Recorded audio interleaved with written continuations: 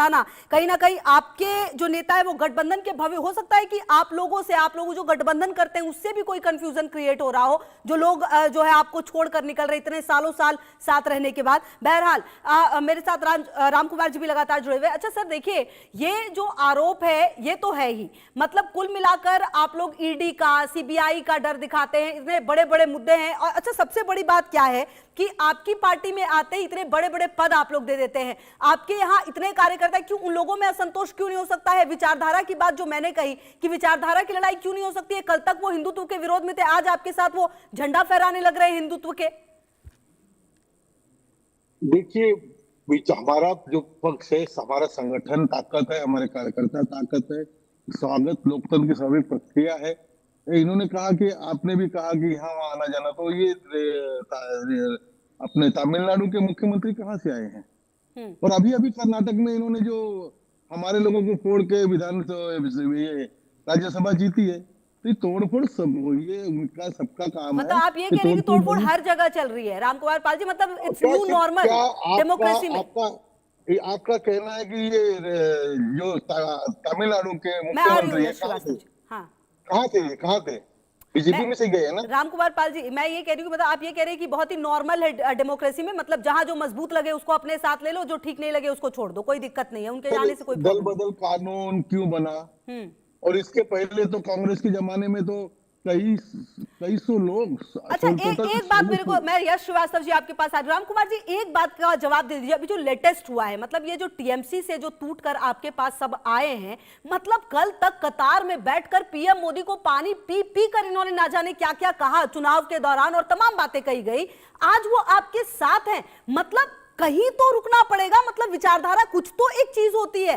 कल तक आप गाली, आपको मतलब पूरी पार्टी के लिए, बीजेपी के लिए ना जाने क्या क्या कहा जा रहा था, आज आपके साथ, मतलब इतनी जल्दी माइंड चेंज हो गया पूरा सत्ता में आते ही। हमारे पार्टी में नहीं शामिल हुए हैं, वो एनडीए में शामिल हुए। उन्होंने दूसरा दल बनाया, दल के वो लोग हैं। हाँ, वो दल बनाया जिसके लीडर का ही नाम पता नहीं है। वो दल जिसके बारे में सुना ही नहीं गया था। वो दल नहीं, वो ठीक है, आपकी बात बहुत राइट है, लेकिन वो क्या दल हमारा है? बीजेपी का है क्या? वो हमारी भारतीय जनता पार्टी है। उन्होंने एनडीए में हमारे साथ बहुत है। एनडीए में कोई भी फिर शामिल हो सकता है किसी, मतलब कल को प्रधानमंत्री मोदी को तमाम बातें कहे और फिर वो एनडीए में शामिल हो जाए, चलेगा? जो भी व्यक्ति एनडीए में शामिल हुआ है उसके साथ कभी धोखा नहीं हुआ है, और कई बार। अरे राम कुमार जी, आप मेरी बात का जवाब ही नहीं दे रहे। एनडीए में तो शामिल हो गए ना, वो जिस पार्टी में गए वो एनडीए में शामिल हो, तो मतलब कुल मिलाकर वो विचारधारा गठबंधन में, क्योंकि विचारधारा थी। आज वहां पे बंगाल के अंदर अंडे क्यों मार रहे हैं? इन्होंने अन्याय किया।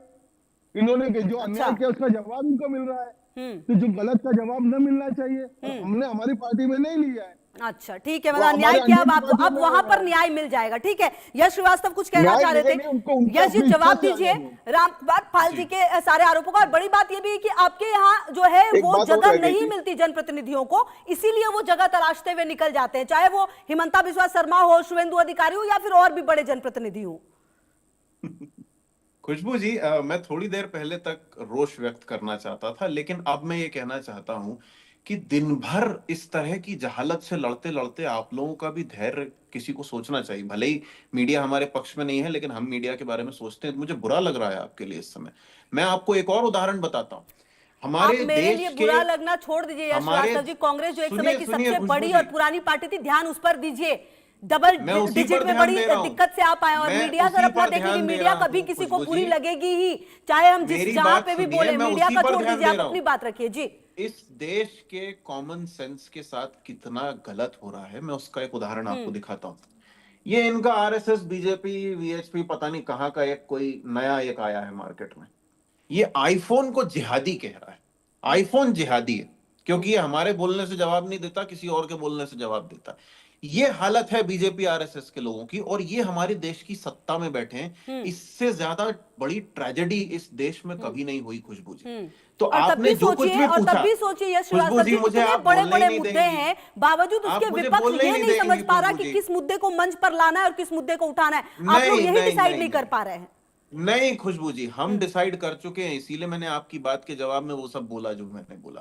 लेकिन आपने खुद इतनी कोशिश करी कि आपको राम कुमार पाल जी से एक भी जवाब मिला जो आपके सवाल के तारतम्य में बैठे? देखिए, मेरा काम सवाल करना है, जवाब देना, गोल मटोल करना, वो तो देखिए वो करेंगे ही, और आप भी करते हैं, वो भी करेंगे अपनी अपनी जगह पर। बात को रेखांकित करना कि इस देश के साथ क्या हो रहा है।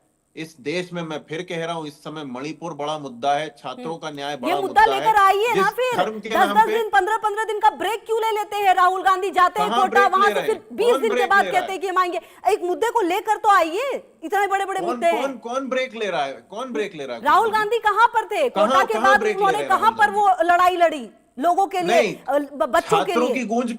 छात्रों की गूंज किसने शुरू की? कहां पर छात्रों है? कहां पर छात्रों के साथ है? कहां पर अभी बताइए तो सही। 10 बार मणिपुर कौन गया खुशबू जी? अरे अभी कोटा की बात मैंने की, कोटा के बाद कहां गए? बच्चों के साथ कहां खड़े मिले? कोटा के बाद का पूरा शेड्यूल डिसाइडेड है, पहले ही दिया हुआ है। हमें भी तो बताइए। 3 मीटिंग्स और होनी है, क्या बात कर रही है? ठीक है, चलिए ठीक है। राजकुमार जी, राम कुमार जी, देखिए सर, ये बात तो है ही कि जिस तरीके की राजनीति अभी फिलहाल चल रही है, मतलब कि राजनीति का कुछ रह नहीं गया है। मतलब अपनी विचारधारा है, उसके साथ कभी कोई शामिल हो जाए, मतलब अपने फायदे के लिए जब जिसको शामिल करना हो कर लो, बाकी कोई इफ बट की दिक्कत नहीं है।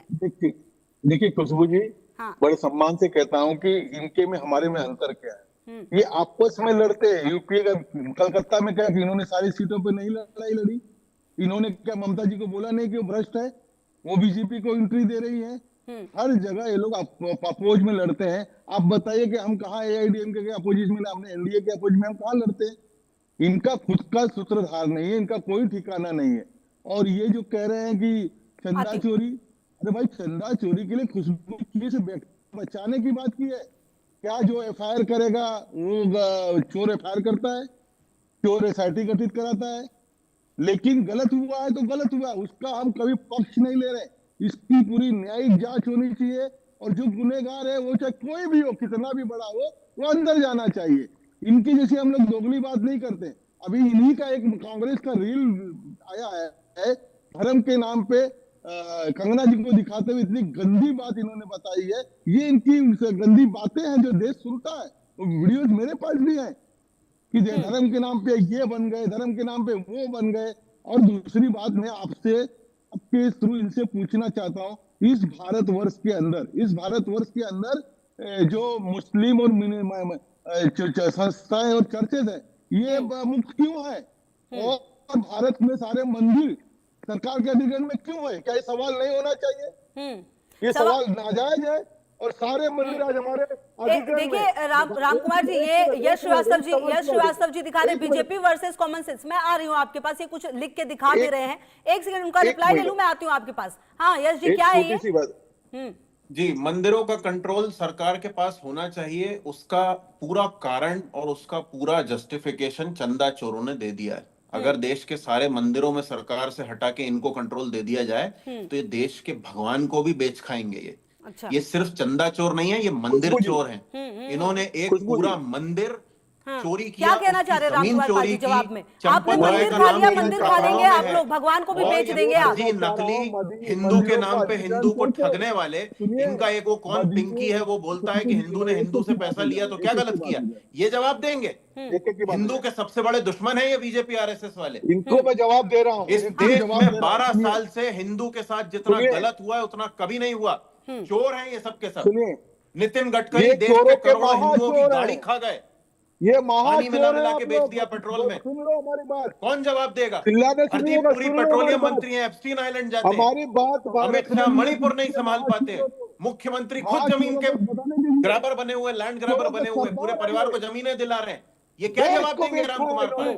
इसीलिए तो देश पैर की बकवास करते रहते हैं ये। मेरी बात जाने दीजिए, आपके पास कुछ नहीं चाहिए आपका। आप बस हट जाइए। अब आप किसी काम के नहीं है, आप निरंकुश हैं, निरक्षर हैं, अक्षम अयोग्य हैं आप। हम जनता के सेवक है, हम जनता के कोई सेवा केवक नहीं है आपके, सब लोग मेवक हैं। खुद खाने सूत्रने में लगे हो, गरीब आदमी मर रहा है महंगाई से। एक नंबर के चोर हो सबके सब। सरकारीकरण की बात पूरी होने दो मंदिरों की। ठीक है, अब सुनिए मेरी बात। यश श्रीवास्तव, महंगाई मुद्दा है, बेरोजगारी मुद्दा है, जो छात्रों के साथ हुआ है। एक सेकंड में आ रही हूँ सर, आ रही हूँ। ये तमाम मुद्दे हैं। आप ममता बनर्जी के लिए तमाम बातें कहते हैं कि ये उन्होंने किया है, भाई उनके जगह तो हम ही सिर्फ लड़ेंगे, तमाम बातें होती है, ममता बनर्जी आ जाती फिर आपके साथ आ जाती हैं। आप लोग ये तो तय कर नहीं पा रहे कि आखिरकार एक गठबंधन जो बना है उसका भविष्य क्या है, आप कैसे इन मुद्दों पर लड़ेंगे? हाँ मुद्दे हैं, बड़े बड़े मुद्दे हैं, आपको उठाना आपकी जिम्मेदारी है बतौर विपक्ष में होके, लेकिन आप तो यही डिसाइड नहीं कर पा रहे कि कौन साथ आएगा, कौन कब इन हो जाता है, कब आउट हो जाता है। नहीं खुशबू जी, गलत बात यह है, जो फर्क है कि इतना होने के बाद भी, जो आपने अभी तृणमूल के बारे में कहा, इतना होने के बाद भी आपको कहीं भी ये नहीं सुनने को मिला या कहीं भी ये नहीं खबर आई या किसी ने भी ऐसा नहीं किया कि जदयू की तरह कांग्रेस जो है वो टीएमसी को खा गई हो। बीजेपी ने जदयू के साथ वही किया है। तो मुद्दा राजनीति नहीं है, मुद्दा राजनीतिक समीकरण नहीं है खुशबू जी। राजनीतिक समीकरण पार्टियों के बीच की बात है। देश के लिए मुद्दा है कि जिसको उन्होंने वोट दिया या जिसने चोरी से वोट लिए, उसके बदले उसने किया क्या। ठीक है रामकुमार पाल जी, अब मैं क्योंकि मेरे पास समय की थोड़ी कमी है, आप अपनी बात रखें रामकुमार पाल जी। ठीक है, ठीक है, मैं जवाब ले लेती हूँ। रामकुमार पाल जी कुछ कहना चाह रहे थे सर? देखिए, मैं कहना ये चाह रहा था कि हमारे 4 लाख मंदिर का 10 लाख करोड़ रुपया या सरकारी अधिग्रहण से कहा जाता है, कहा जाता है वो। अभी कर्नाटक में रिजल्ट है कि हिंदू मंदिर से 400 करोड़ लिया गया और वक्फ बोर्ड को 200 दिया गया, 100 करोड़ मिशनरीज को दिया गया, 100 करोड़ रुपए